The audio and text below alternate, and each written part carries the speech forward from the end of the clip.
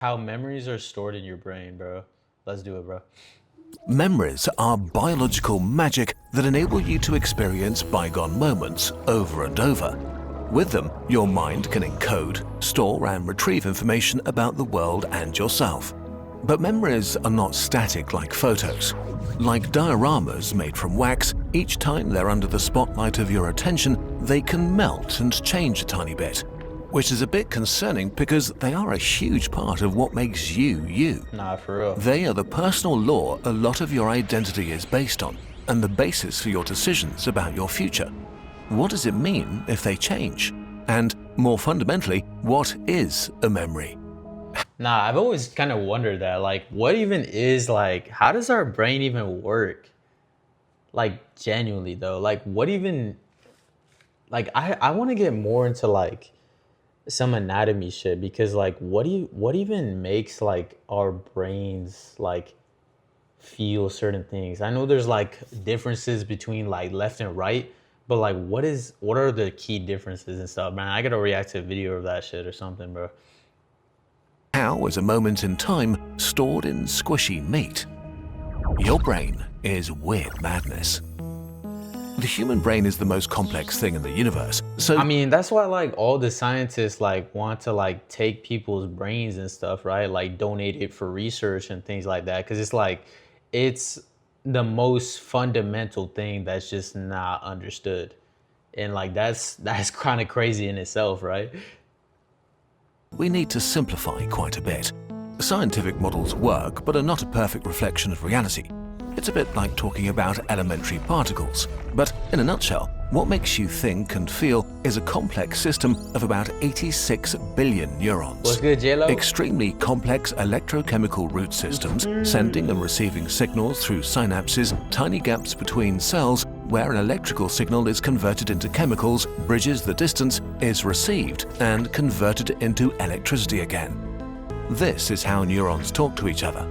Bro, like, this is, like, so interesting to me because it's like, genuinely though, like, how does this work? Like, you're telling me electricity in my brain, like, talks to this neuron or whatever, and then all of a sudden, like, I just know everything. Like, bro, like, it, like, mind boggles me genuinely, like, how this thing even works. We're learning now, we actually are, bro, like, dead eye. And it's a busy conversation because a typical neuron is connected with up to 10,000 others. Together, they're a network of hundreds of trillions of connections, 100 times more than galaxies in the observable universe.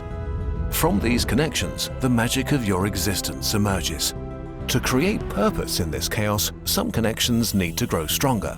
Whenever two neurons fire at the same time, their synapses change and their connection gets stronger. They become buddies if you want, and when their buddy calls, they join in. If we zoom out, patterns emerge. Dozens or thousands of neurons organize into local columns. These columns are very basic information processing units that process a tiny piece of all the input coming in from your senses, like dark and light, a location in space, how a texture feels, the sound of words, and so on. You have columns for sound, images, touch, etc., all located in different parts of your brain. These columns are Bro, like, okay, like, let's be so dead ass right now, bro. Like, this is so interesting, bro. Like, genuinely. Like, imagine if they taught like this in school, bro, and it's like a whole concert and they have like nice images and stuff like that, bro. Like, I would, like, if I was back in high school, I don't want to go back to high school, bro. Like, this seems lit. This seems fun. But then instead I got like Miss over here, Becky or something, like, screaming at me, bro. Like, I'm good, man. Like, fries, genuinely. the gears of the biological machine that is your cortex. It's the fundamental hardware you emerge from. Everything you see, hear, or feel causes the gears to move, which means your neurons to fire together. But for you to have a coherent experience, these very different gears need to be connected together. Any moment you perceive is made from different parts. As you're watching this video, your eyes activate columns for vision and color in your visual cortex, your ears transmit information to your auditory cortex, language areas are decoding my words, while other networks keep track of your body and emotions. All these signals are processed in deeper areas of Seismic somatosensory cortex, lymphatic system, motor cortex. track Oh of my your God, body bro. and emotions. All these signals are processed in deeper This is a whole areas bunch of of your stuff, brain that bro. evaluate them, boosting what Yeah, seems it's a whole important bunch of right stuff. now and tuning out what doesn't. Vastly simplifying, this concert of all these different gears connected by levers, wheels and screws comes together to create a new structure within your brain machine. The assembly.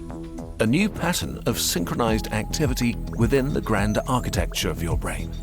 This assembly of very different neurons firing together is what gives you the experience It's crazy how much in our body is being used and we don't really know about it. Like, I think it's like, okay, because like what's so interesting to me is like our brain is essentially like the greatest, damn, I forgot what it's called. But you know, like, it's like the best way of like converting energy into power in a sense, or like energy consumption or something. Like it's the best generator or something, because like all we do is like eat and consume food, and then those, you know, calories or, you know, some type of thing turns into these energy receptors that then our brain utilizes at like millions of milliseconds of random stuff. You know, I'm just kind of yapping, honestly. I don't really even know myself. Like that's honestly why I like watching videos like this, because then it's like I'm actively learning, you know. I think this stuff is like so cool. of being a human being in this moment. So the assembly active in your brain right now is you watching this video, hearing my voice and learning about memories.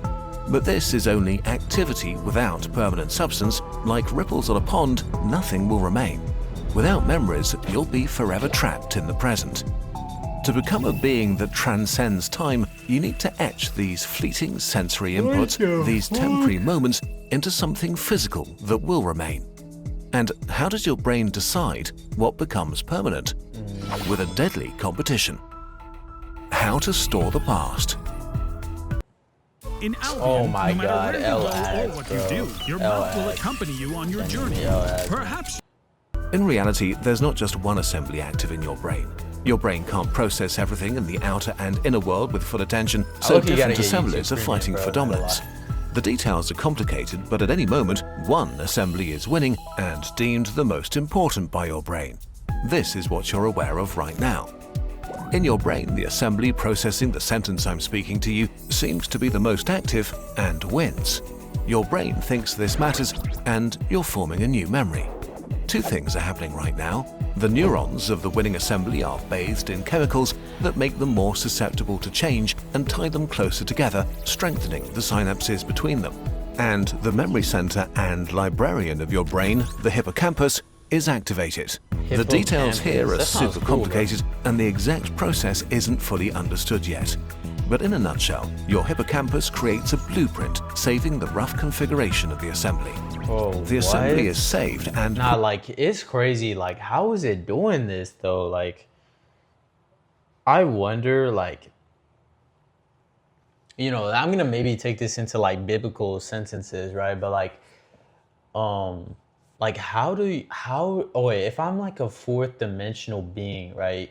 How am I so precise and so like, you know, in like creating like these, you know, I guess creatures, you know, like us as humans, how are we created so like somewhat perfectly in a sense, or like even dogs, cats, hippos, Tyrannosaurus Rex, you know what I'm saying? Like how were they made into what they are? And then like also, how do you decide what has like a bigger hierarchy in terms of like intelligence and like, you know, I guess being like, imagine a alternate universe where like dogs are like the most sentient beings on like the planet and something, and like our planet is like ruled by dogs and we're pets, you know what I'm saying? Like, who decided us as like humans to be like the upper echelon of creatures to like basically conquer or be the parasite of this world, you know?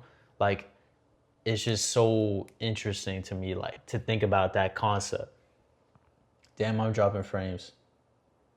Oh, I'm dropping frames. But yeah, that's so interesting to me, bro. I don't even know. Put on an index with all your other memories that are associated with what was going on in this moment. Like every time I was confused by something in a Kurzgesagt video. Finally, you have a memory. An activation pattern he of dead millions ass of just neurons 4D spanning chest many my different shit, bro. regions of your brain. Activating any part of the pattern now makes the whole assembly fire. Now, you're able to relive a moment of the past that's gone forever in the real world. But this new memory is very fragile and still pretty temporary. Your hippocampus holds its blueprint, but without reinforcement, the assembly will fade and the synapses will be weakened again. This is why you forget most moments of your life, why you don't remember how your coffee tasted 43 weeks ago on a Monday. You experience most of your life only once in the moment you live it. And you don't just forget what happens to you, you also forget what happens in the world. Most news stories disappear within days, and often you never even saw the full picture in the first place. This is why we've partnered with Oh my God. Wait, I have to say, first off, I think that's why it's so important to like live your life to the fullest, right? Is for these memories that we were able to create. And then second of all, bro, cheers to you, bro. You literally make it so clear that this is an advertisement that you literally put an advertisement in the duration of it, bro. You're actually the GOAT. I'm not gonna lie. Bro, most of the time I feel like so many people try to be ambiguous with this, bro. Like, if you're gonna get the bag, bro. But just like let me know, gang. You know what I'm saying? Anyways. And now, back to your brand new memory. You know, all love, but like... For the I'm not past to trying be watch that truly back. saved, the assembly needs to fight for its life. There are many ways this can happen. One of them is novelty. If you walk to the bus, listening to some mildly interesting podcast as usual, this assembly's signal is too weak. This moment in time will be lost like tears in rain. But if one day you see a crow and a squirrel fighting over a nut, only for a mouse to steal it, the assembly will fire strongly just for the novelty of it all. Another one is to reactivate the memory over and over after it's formed. Thinking about the animal fight all day and telling everyone about the strange event will etch it deeper into your brain, similar to doing loads of repetition when you try to learn something. And a major way to make a memory stick is to feel emotions. This is your brain when you're struggling to focus. God, bro. And this L is your ads, bro. brain I gotta get YouTube when you're in the Premium, zone. no cap. Emotions are really strong mechanisms to guide our behavior that evolved hundreds of millions of years ago. They motivate you to avoid danger, seek out food, and reproduce. You experience this as something feeling good or bad. Damn, this is so crazy, bro. Like, imagine like millions of years ago, this is like the evolution of like people just have emotions and feelings, and that was meant to be like helpful to your success and your growth as an individual. And now it's more so like the default of almost every single person is that they have emotions and feelings in general, but it's just because like our society has deemed that so. You know what I'm saying? Damn, that's like crazy, bro. Like how something is meant to be utilized in like such a primal, such a like instinctive good use, and then ultimately isn't. That's insane. Like that's crazy. And now like we have people on here that can just scroll on Instagram and stuff and just get their dopamine receptors like, you know, plugged every single time like they see a funny like AI video or something, bro. Like I think we might be de-evolving, bro. This is crazy. It's genuinely insane, man. Nah, that's cool though. Whenever you feel something strongly, your ancient brain decides that whatever is going on is important for your survival, regardless if it's wrong or not. So many of your strongest memories have strong emotional flavors. The humiliation when you acted dumb in front of your crush, the joy when you beat your dad at Mario Kart, the devastation when your dog died, the overwhelming love when you held your first kid. If we just made you feel something, we increase the chances that you'll remember this video. Strong activity. Now, I was gonna say that too. Like, I feel like that's, you know, because I've kind of gotten more into sales and I'm really into marketing and stuff like that because I'm on social media. And it's so interesting because that's like one of the most important parts about marketing or just showing off yourself onto the internet in terms of like hooks and things like that, is like you're meant to try to hit onto like the four major pillars of, you know, kind of emotion itself: love, fear, hate, and you know, sadness, basically. You know, if you touch any of those kind of receptors, then your ad overall has been good and or is memorable, you know. And it's crazy to see that idea reinforced and like how it creates these actually lasting memories. That's really cool. Motivation, repetition, and emotions do the same thing to your memory. We said before that chemicals made the neurons able to change. Well, now they change drastically. Like wax warming up and melting together, the gears of the assembly grow new teeth to fit more tightly. Neurons grow more synapses and fire together even better. They become closer and more solid. A lot of this happens while you sleep. Your hippocampus replays the assembly over and over, making it more solid and easier to retrieve, which also means that if you don't sleep enough, you literally forget more of your life. Think about that when you have to study for a test next time. Without proper sleep, you'll be wasting your time. But in the end, you have a proper long-term memory. A diorama of hardened wax displaying a moment of your life. Wait, so low-key, if I just get like super frustrated at like my college exam, like preparation and stuff, like low-key, will I actually remember like all this stuff? Like, if I'm about to take my economics exam, right, and I'm just like, damn, I hate this class, and I'm like about to like rip the paper and stuff, am I gonna remember this? Like, I might have to try this method, bro. Like, genuinely, I might have to try this method, bro. Is it like the first question on the exam is like, why is the US economy going down? Actually crazy. Imagine. I don't even know what I would, like, I would definitely have an explanation, but that's crazy. A scene etched into a pattern of connection inside your brain. Now you can remember it forever. Question, bro. Wow. Why remembering changes your memories forever. To remember, you need a cue for the memory, something that's part of the original assembly.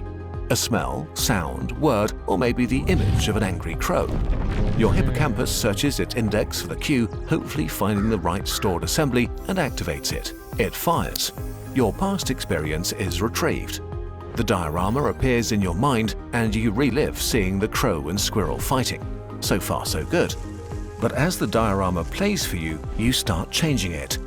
Recalling memories is not like loading a video and pressing play.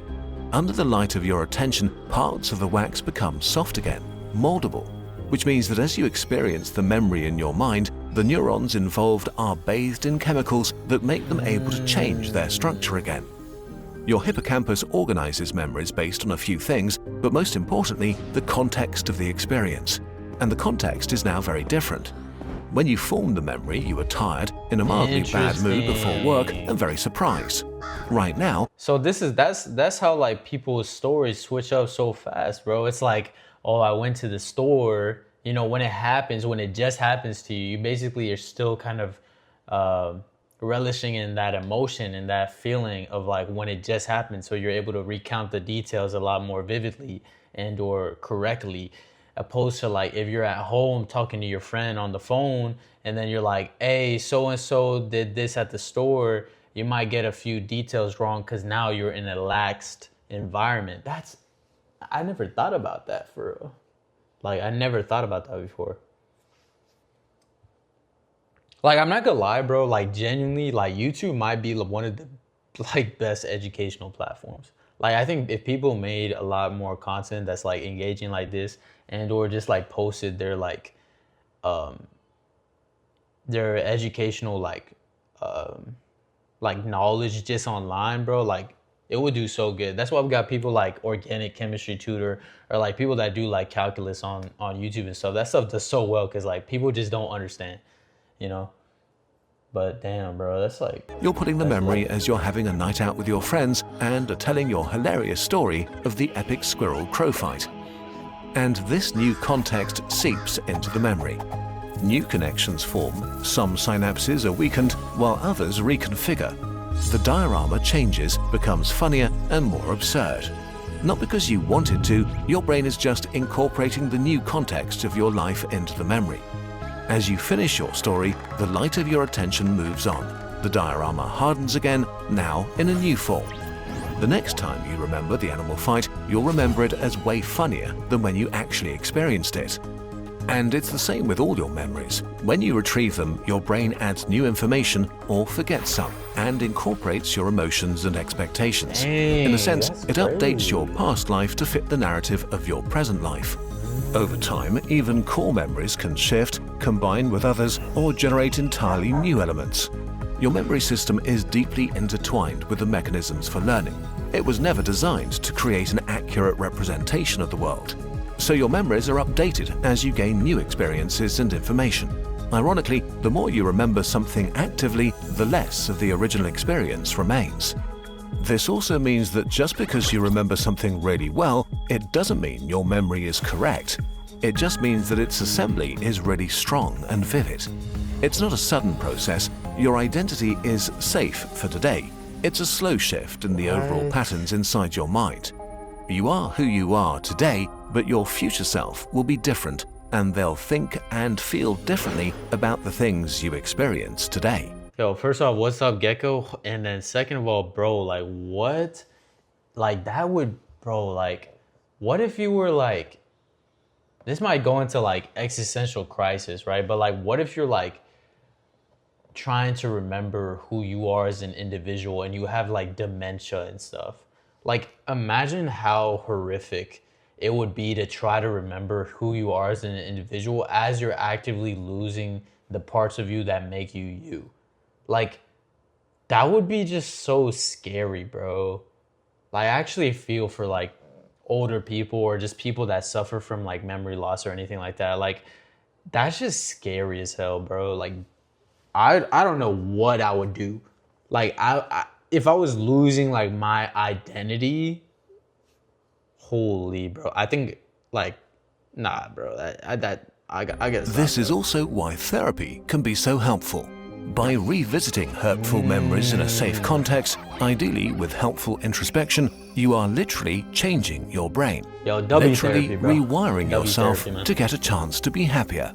Because yes, your memories may be the law of your life and the basis for your future. But it turns out, with some help, you may be able to rewrite your law and be who you want to be. See ya, Gecko. And if you want to rewrite the law of your home, new human-made original art prints just landed in the Kurzgesagt shop.